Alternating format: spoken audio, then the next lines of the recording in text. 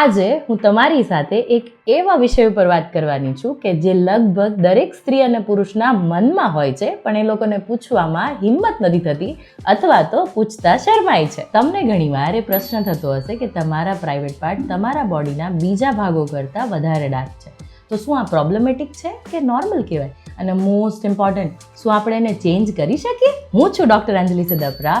આજે તમને private પાર્ટના dark હોવા પરના સાયન્ટિફિક અને મેડિકલ કારણો સમજાવીશ, જે તમારા દરેક પ્રશ્નોનો જવાબ આપશે. તો આ વિડીયો છેલ્લે સુધી જોજો, કારણ કે લાસ્ટમાં હું તમને 3 એવી ટિપ્સ આપીશ કે જે તમને બહુ યુઝફુલ થશે. તો welcome to the gynaec show by doctor Anjali Siddhpara.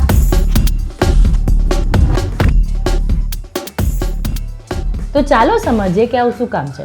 આપણા શરીરમાં મેલેનિન નામનો પિગમેન્ટ હોય છે, જે સ્કિનના કાળા કે ગોરા હોવા માટે જવાબદાર છે.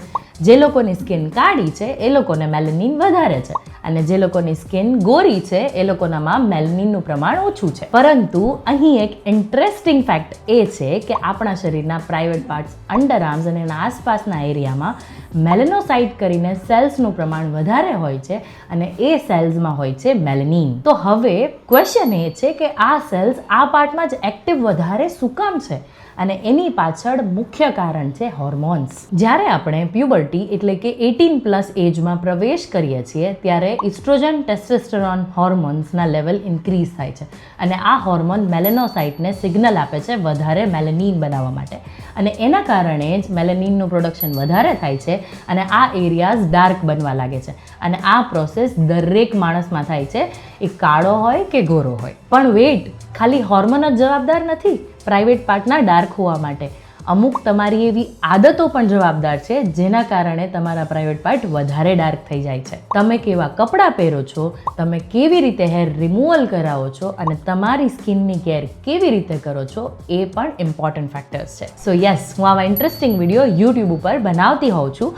જો તમને વિડીયો પસંદ આવ્યો હોય તો પ્લીઝ ચેનલને સબસ્ક્રાઇબ કરો અને વિડીયોને લાઇક કરો. તો હવે એવા કારણો વિશે વાત કરીએ કે જે તમે કંટ્રોલ કરી શકો, કે જેનાથી તમે તમારા પ્રાઇવેટ પાર્ટને વધારે ડાર્ક થતાં અટકાવી શકો. તો પ્રાઇવેટ પાર્ટ વધારે ડાર્ક હોવા પાછળનું પહેલું રીઝન છે ફ્રિક્શન, એટલે કે ઘર્ષણ. જ્યારે ટાઈટ કપડાં પહેરવામાં આવે છે અથવા તો સિન્થેટિક ફેબ્રિકના કપડાં પહેરવામાં આવે છે, અને જેના કારણે સ્કિન સતત ઘસાતી રહે છે, એવા કેસીસમાં ડિફેન્સ સિસ્ટમ એક્ટિવેટ થાય છે, અને મેલેનિન પ્રોડક્શન વધતું જાય છે, અને એરિયા વધારે ડાર્ક થતો જાય છે. અને આ એક ડિફેન્સ મિકેનિઝમ છે, જેમાં સ્કિન પોતાનું વધુ લેયર બનાવતું જાય છે. બીજું મહત્વનું કારણ છે શેવિંગ ઓર વેક્સિંગ. જ્યારે તમે વારંવાર શેવ કરો છો અથવા તો વેક્સ કરાવો છો, તેના કારણે સ્કિનમાં ઇરિટેશન થાય છે, સોજો આવે છે, અને એના કારણે સ્કિન વધારે ને વધારે ડાર્ક થતી જાય છે. અને હા, પ્રાઇવેટ પાર્ટના હેર રિમૂવલ કેવી રીતે કરવા અને સેફ મેથડ કઈ છે, એના ઉપર મેં એક સેપરેટ વિડીયો બનાવ્યો છે, જે તમને અહીંયા આઈ બટન ઉપર લિંક મળી જશે, અથવા તો તમને ડિસ્ક્રિપ્શનમાં પણ લિંક મળી જશે. અને હવે ફરીથી ટોપિક પર આવીએ તો ત્રીજું કારણ છે પરસેવો અને હ્યુમિડિટી. પ્રાઇવેટ પાર્ટનો એરિયા સતત ઢંકાયેલો હોય છે, અને એના કારણે ત્યાં ભેજવાળું વાતાવરણ વધારે રહે છે, અને ભેજવાળા વાતાવરણના કારણે ડાર્કનિંગ વધતું જાય છે. ચોથું કારણ કે જે ઘણા બધા લોકો જાણતા નથી, મેડિકલ કન્ડિશન્સ જેવી કે PCOD, ડાયાબિટીસ કે થાઇરોઇડ, આવા કેસીસમાં પણ સ્કિન ડાર્કનિંગ વધતું જાય છે. જો તમને અચાનકથી ખૂબ જ ડાર્કનિંગ થવા લાગ્યું છે, વજન બહુ વધતો જાય છે, પિમ્પલ્સ એટલે એક્ને વધારે થાય છે, ફેશિયલ હેર વધારે થાય છે, પીરિયડ્સ અનિયમિત થઈ ગયા છે, તો જલ્દીથી જઈને ડૉક્ટરને મળવું જોઈએ. તો હવે સૌથી ઇમ્પોર્ટન્ટ ક્વેશ્ચન, કે પ્રાઇવેટ પાર્ટનું ડાર્ક હોવું નોર્મલ કહેવાય કે એબનોર્મલ? આના માટે આપણે કંઈ કરી શકીએ કે કેમ? કોઈ ક્રીમ આવે કે કોઈ એક્સ્ટ્રા કેર કરવી જોઈએ? તો પ્લીઝ ચિંતા ના કરો. હું તમને વિડીયોમાં આગળ એક સ્પષ્ટ જવાબ આપીશ કે તમારે ક્યારે ચિંતા કરવી જોઈએ અને ક્યારે નહીં. તમારા જેનાઇટલ એરિયાઝ, અંડર આર્મ્સ, નેક, થાઇઝની અંદરની સ્કિન, આ બધાનું ડાર્ક હોવું એકદમ નોર્મલ છે. આ કોઈ પ્રોબ્લેમ નથી, એકદમ નોર્મલ અને નેચરલ પ્રોસેસ છે. મેડિકલી કહું તો જ્યાં સુધી તમને આવા કોઈ લક્ષણો જેમ કે ઇચિંગ એટલે કે ખંજવાળ, ઇરિટેશન કે બર્નિંગ સેન્સેશન, ઇરેગ્યુલર પીરિયડ્સ અને ડાર્કનિંગ અચાનકથી બહુ વધી ના ગયું હોય, તો તમારે ચિંતા કરવાની બિલકુલ જરૂર નથી. તો એમને હું એક ઇમ્પોર્ટન્ટ મેસેજ આપવા માંગુ છું કે તમારું શરીર જેમ છે તેમ સુંદર છે. સોશિયલ મીડિયા, માર્કેટિંગ ગિમિક્સ આ બધું તમને વિચારવા માટે મજબૂર કરી દે છે કે આ એક પ્રોબ્લેમ છે, આ અનહાઇજેનિક છે, પણ આ વાત સાચી નથી. દુનિયાભરમાં 70-80% લોકોના પ્રાઇવેટ પાર્ટ કાળા છે, તો તમે એકલા નથી. પરંતુ છતાં પણ તમને તમારા પ્રાઇવેટ પાર્ટને લાઇટ કરવા છે, તો એના માટે સેફ અને ઇફેક્ટિવ મેથડ હું તમને જણાવીશ. હવે મોસ્ટ અવેટેડ પાર્ટ, તમે જેની રાહ જોઈ રહ્યા છો કે હવે આનું પ્રેક્ટિકલ સોલ્યુશન શું છે, તો હું તમને એવી 3 ટિપ્સ આપવા જઈ રહી છું જે મેડિકલી સેફ અને ઇફેક્ટિવ છે, અને આ ટિપ્સ તમે રૂટીનલી પણ યુઝ કરી શકો. પહેલી અને સૌથી ઇફેક્ટિવ મેથડ છે તમારી લાઇફસ્ટાઇલમાં ચેન્જીસ લાવો. બને તો કોટન અંડરવેર્સ પહેરો જે લૂઝ ફિટિંગ ના હોય. ટાઇટ કપડાં, સિન્થેટિક અંડરવેર્સ બને તો અવોઇડ કરીએ. રાતના સમયમાં પોસિબલી પ્રાઇવેટ પાર્ટમાં એરેશન રહે એ ઇમ્પોર્ટન્ટ છે, એટલે લૂઝ પજામા પહેરો. આ એક સિમ્પલ બદલાવ મોટો ફરક લાવી શકે છે. બીજી ટિપ છે તમારા હેર રિમૂવલની મેથડ બદલો. ડાયરેક્ટ શેવિંગની જગ્યાએ ટ્રીમિંગ અપનાવો. લેઝર હેર રિમૂવલ પણ એક સારો ઓપ્શન છે, કારણ કે સ્કિનમાં ઓછું ઇરિટેશન કરે છે. શેવિંગ વિશે વધારે માહિતી તમને ડિસ્ક્રિપ્શનમાં મળી જશે. અને હવે ત્રીજી અને most important tips, home remedies અને મેડિકલ ટ્રીટમેન્ટ્સ. ઘરે તમે કેટલીક નેચરલ વસ્તુઓ વાપરી શકો, જેમ કે એલોવેરા જેલ જેની સૂધિંગ અને લાઇટનિંગ ઇફેક્ટ હોય છે. કોકોનટ ઓઇલ પણ એક સારો મોઇશ્ચરાઇઝર છે જે સ્કિનને હાઇડ્રેટ કરે છે. કેટલાક લોકો લેમન જ્યુસ અને હનીને પ્રાઇવેટ પાર્ટમાં લગાવતા હોય છે, પણ મારે એમને કહેવું છે કે લેમન જ્યુસને પ્રાઇવેટ પાર્ટમાં લગાવવું બિલકુલ એડવાઇઝેબલ નથી. જો તમે વધુ ઇફેક્ટિવ રિઝલ્ટ ચાહતા હો તો મેડિકલ ટ્રીટમેન્ટ્સ પણ અવેલેબલ છે. એવા ટોપિકલ ક્રીમ્સ કે જેમાં કોજિક એસિડ, વિટામિન સી અને આર્બ્યુટિન અવેલેબલ હોય એ એક સેફ અને ઇફેક્ટિવ મેથડ છે. કેટલાક ડર્મેટોલોજીસ્ટ કેમિકલ પિલ્સ અને લેઝર હેર રિમૂવલ પણ એડવાઇસ કરતા હોય છે, પણ મારું એટલું કહેવું છે કે જો અગર આ ટ્રીટમેન્ટ લેવી છે તો પ્રોપર લાયસન્સ ડૉક્ટર પાસેથી, એટલે કે ડર્મેટોલોજીસ્ટ પાસેથી જ લેવી જોઈએ, અને બને ત્યાં સુધી અનઓથોરાઇઝ્ડ કેમિકલ યુઝ કરવાનું ટાળવું જોઈએ. હવે સૌથી ઇમ્પોર્ટન્ટ ક્વેશ્ચન કે જે તમે બધા પૂછવા માંગો છો કે ખરેખર કોઈક એવી ક્રીમ આવે કે જે પ્રાઇવેટ પાર્ટને ગોરા કરી શકાય. માર્કેટમાં તો આટલી બધી ક્રીમ્સ અવેલેબલ છે, અને શું આ ક્રીમ વર્ક કરે કે કેમ, તો નેક્સ્ટ 2 મિનિટ્સમાં હું તમને એક ઓપન અને ઓનેસ્ટ આન્સર આપવાની છું. તો હું તમને સ્પષ્ટ કહું છું કે હા, કેટલીક એવી મેડિકલી અપ્રૂવડ ક્રીમ છે જે પ્રાઇવેટ પાર્ટના રંગને થોડો લાઇટ કરી શકે છે, પરંતુ અહીંયા ઇમ્પોર્ટન્ટ વર્ડ છે થોડો. તો તમે તમારા પ્રાઇવેટ પાર્ટને તમારા ફેસ જેટલા ગોરા ક્યારેય ના કરી શકો, અને એકચ્યુઅલી કરવા પણ ના જોઈએ. જે પ્રોડક્ટ કામ કરે છે એમાં ઇમ્પોર્ટન્ટ એલિમેન્ટ્સની અંદર kojic acid, vitamin C, arbutin, glycolic acid અને નિયાસિનામાઇડ જેવા ઇમ્પોર્ટન્ટ ઇન્ગ્રેડિયન્ટ હોય છે. આ ઇન્ગ્રેડિયન્ટ્સ મેલેનિનના પ્રોડક્શનને ધીમું કરે છે, એટલે ધીમે ધીમે સ્કિન ટોન લાઇટ થતો જાય છે. પણ અહીંયા એક કેચ છે, આ ઇન્ગ્રેડિયન્ટ્સ રાતોરાત સ્કિનને લાઇટ ટોનમાં નહીં કરે.